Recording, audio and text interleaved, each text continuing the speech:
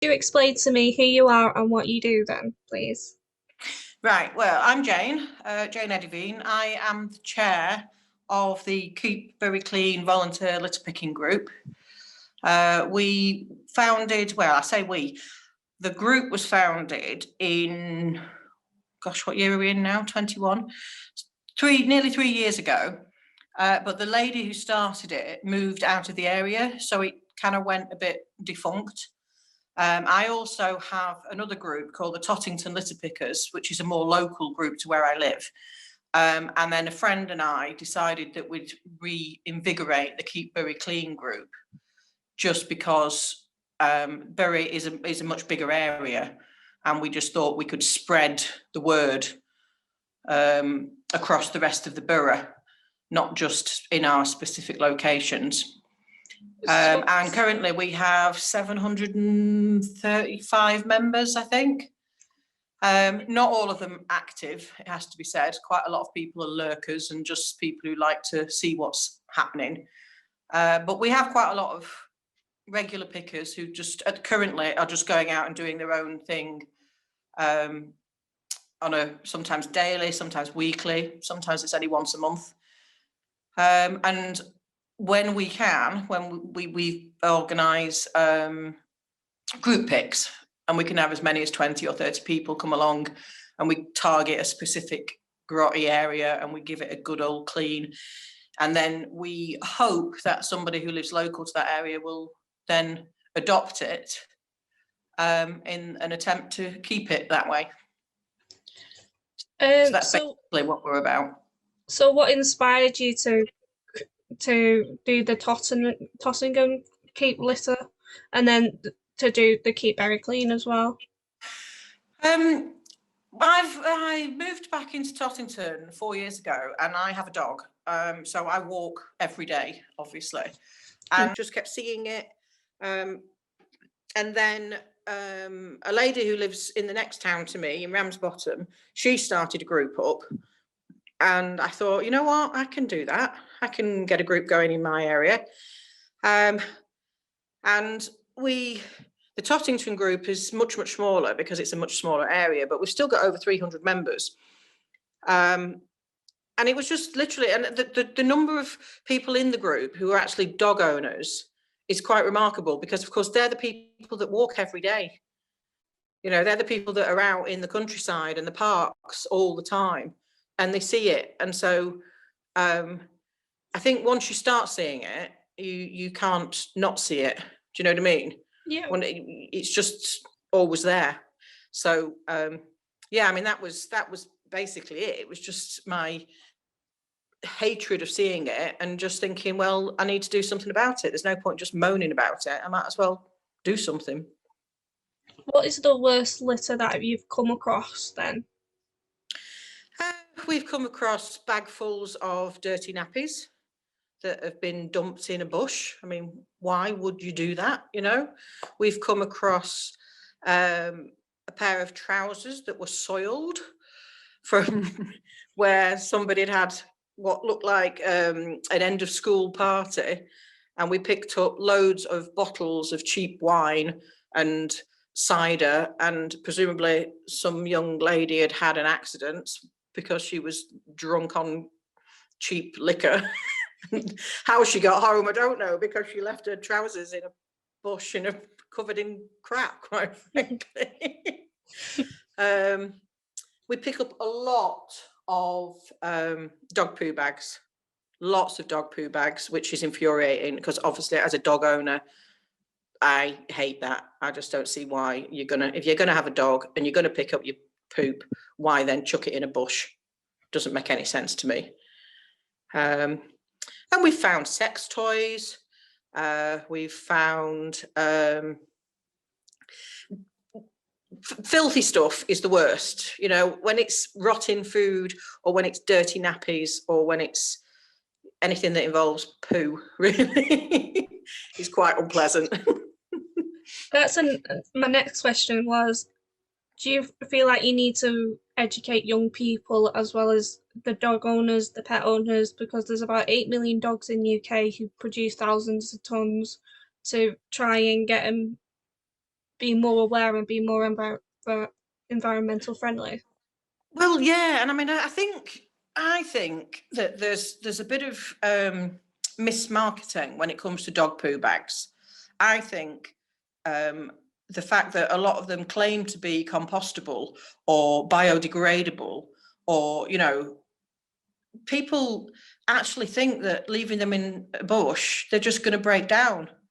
If you read, even on the best quality ones, if you read the small print, they don't break down just when they're chucked in the street. They have to be in certain conditions. They don't even compost in, if you brought them home and put them in your compost bin, they don't break down. They need very specific circumstances. And I think people have been greenwashed into thinking that they're doing something good by buying these compostable bags, and then it'll just disintegrate if I leave it in this bush. And they don't. And you find that sometimes historical dog poo bags are empty.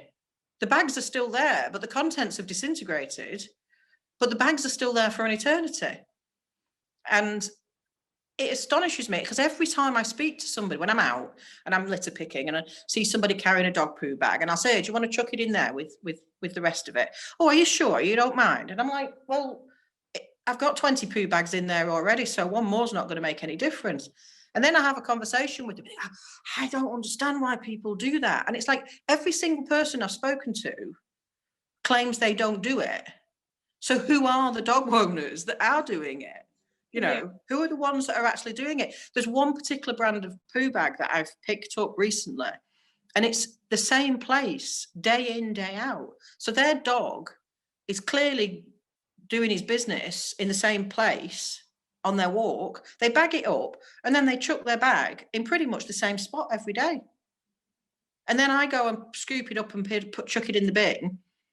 And they must think there's dog poo fairies wandering about the woods. They really must, because otherwise there'd be a pile like you wouldn't believe.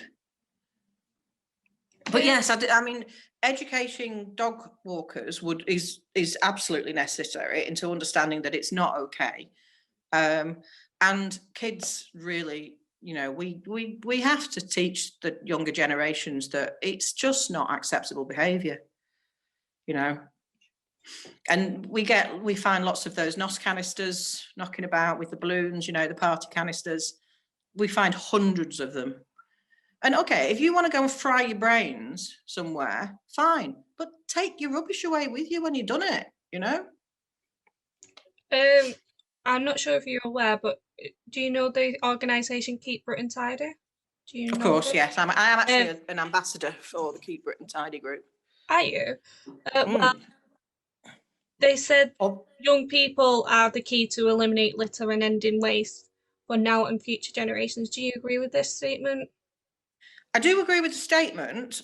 I have had my fallings out with Keep Britain Tidy. I've actually had conversations with their chief executive before now, because I don't think they do enough. When I was a kid, we had television campaigns, we had ads on telly. These days, television doesn't work for young people. Kids don't watch telly. My son's 23, 24 years old, and he barely watches TV in the way that I watch TV. He's on Insta, he's on TikTok, he's on, I don't know, all these different platforms that I can't even know how to use. And he binge watches telly. He doesn't watch ITV and BBC One. He'll watch things on iPlayer and, so that's where the campaigning has to happen. It has to be targeted at the platforms that the kids are using, rather than just sticking an advert on telly. I'm also not a fan of the Keep Britain Tidy's collaboration with the Daily Mail, because I find that it's a really disgusting rag that spreads malicious rumours and lies. So I think that, they could partner with a much more appropriate national if they. So with like the Daily Mail and most recently the BBC Radio 4, do you feel like that's moving away from the young generation and try and find, rather than finding somewhere like Instagram, TikTok, or any sort of social media? Do you feel like you need to move toward the social media element rather than? Absolutely, because that's where young people are. That's where they're on. That's what they're doing, and they need to get involved. And as much as I hate the word influencer, but they need to get the appropriate people involved. They need to get celebrities involved that the young people relate to. And whether it be footballers or whether it be, pop stars or what they're called, reality stars, but it has to be somebody that the young people relate to. There's no point getting, Judi Dench to do a campaign because they won't even know who she is, So, and we have to go much younger than that as well. I mean, some of the kids in our groups are primary school age. We don't have anybody in their teens doing litter picking, but some of the really young kids are really into it because they're being taught it in school and they understand the impact of litter on the environment and the future. And sorry, I'm just getting messages pinging up on my screen. And obviously they really are the future when it comes to actually making a difference. But again, there's also a government that needs to do something about it. It's well documented that in places like Japan, the culture is very, very different from what we have in the UK, where in the UK, everyone seems to think, well, it's the council's responsibility, or it's, there should be more bins and all this sort of thing. Well, in Japan, there are no bins, but there's also no litter because the culture is that you clean up after yourself. And it is instilled in kids right from primary school age up until, they grow up into and that's just the way it is, as opposed to having to be convinced about it when they're in their 15, 16, age bracket. How do you involve? Have you ever got in touch with high schools in the Bury area to try and get involved with teenagers and stuff? We got in touch with our local high school. The headmaster was in denial about the problems that the kids, even though the school grounds are disgraceful. We had actually took pictures of his school grounds littered completely. They've since replaced him with a new headmistress, and apparently she's much more proactive. But due to COVID, we haven't actually been able to engage with her, other than a few emails where she's said that she would be interested in getting involved. But obviously, we can't do anything face to face currently. Have you noticed? Have you noticed a difference between the 3 lockdowns and the litter, whereas before lockdown and everything? The first lockdown, the litter problem was horrendous. And I think this is the case all over the country. I'm part of a UK litter picking group, and as well as the Keep Manchester Tidy group and all the rest of it. And everybody said that during the first lockdown, the litter was just ridiculous because people weren't travelling and people were just going to their local parks. And it just seemed to be, and in Bury, the council made a very poor decision, which was to close all the bins. And this was because they didn't have the staff to continue emptying the bins. But all that happened was idiots just started piling their rubbish on top of the bins or around the bins, which it was completely counterproductive. The whole point of closing the bins was that the hope was that people would take their litter home with them. But instead of doing that, they just left it by the bin. So it actually made more of a mess. And the council were forced to U-turn on that one and reopen all the bins. Because we were finding, as volunteers, we were going around clearing up what the council should have been doing. And I totally understand the council's reason for doing it, but it didn't work. This latest lockdown, it hasn't got any worse, because I don't think people are sticking to this lockdown in the same way that they did in the first one back in March or whenever it was. I mean, there's much more. I was sat in my front room now. In March, there was no traffic on that road. It's quite a major road, and there was no traffic anywhere. And now it's like you wouldn't even think we're in lockdown. So I don't think people are abiding by the rules quite so strong, so much. Have you got involved with businesses in the Bury area to help combat litter?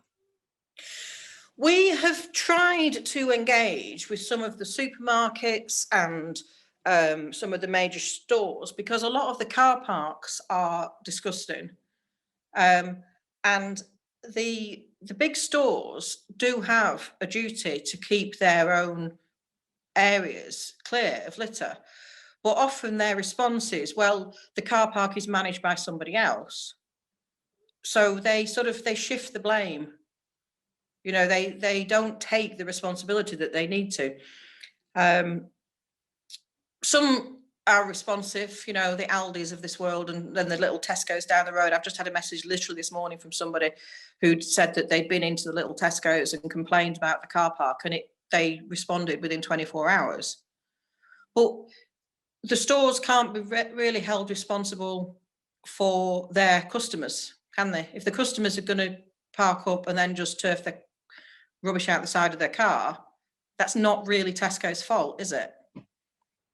But then we also had a situation when the fast food shops reopened, the Burger King and the McDonald's in Bury, the car parks were disgusting. Absolutely disgusting. The bins were overflowing. There was rubbish just flying around, blowing around in the streets. And they do have a duty to keep those areas clear. But from our experience, they don't really want to engage very much with us. Some of them are smaller businesses, yes, but some of the multinationals, they're just not interested. I think that's it. Thank you very much for your time. Okay. Yeah. I would like to know if I can, when I'm not self-isolating, if I could come down and see what you do and take some pictures and everything. Is that all right?